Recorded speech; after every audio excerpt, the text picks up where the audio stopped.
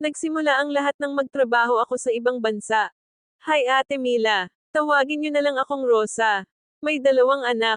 Nag-abroad ako dahil sa hirap ng buhay.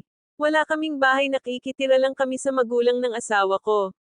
Sa kagustuhan kong makapagtayo ng bahay sa Pilipinas. Nagpagamit ako sa amo kong Indian sa Dubai. Nagtataka rin ang asawa ko kung bakit sobra ang perang pinapadala ko. Every 3 months akong nagpapadala para mas malaki para matapos na ang bahay namin. Sa tuwing tinatanong ako ng asawa ko kung saan galing ang ibang pera, sabi ko ay sa amo ko. Sabi ko mabait masyado ang mga amo ko kaya tinutulungan nila ako magpatayo ng bahay. Sa loob ng 2 taon na nasa Dubai ako ay kabit ako ng amo ko. Pag-uwi ko sa Pilipinas ay hindi na rin ako bumalik sa kanila. Hindi alam ng asawa ko ang lahat. Pag may nagtatanong sa akin kung bakit hindi ako bumalik sa amo ko, ang sagot ko ay umuwi sila sa India. Nag-apply akong muli sa Kuwait.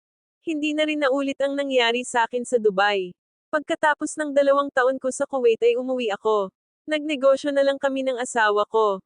Na-realize ko na hindi dapat kumapit sa patalim sa oras ng kagipitan. Pinagsisihan ko ang nagawa ko na yun, pero tapos na. Hanggang ngayon walang nakaalam sa karanasan ko sa Dubai.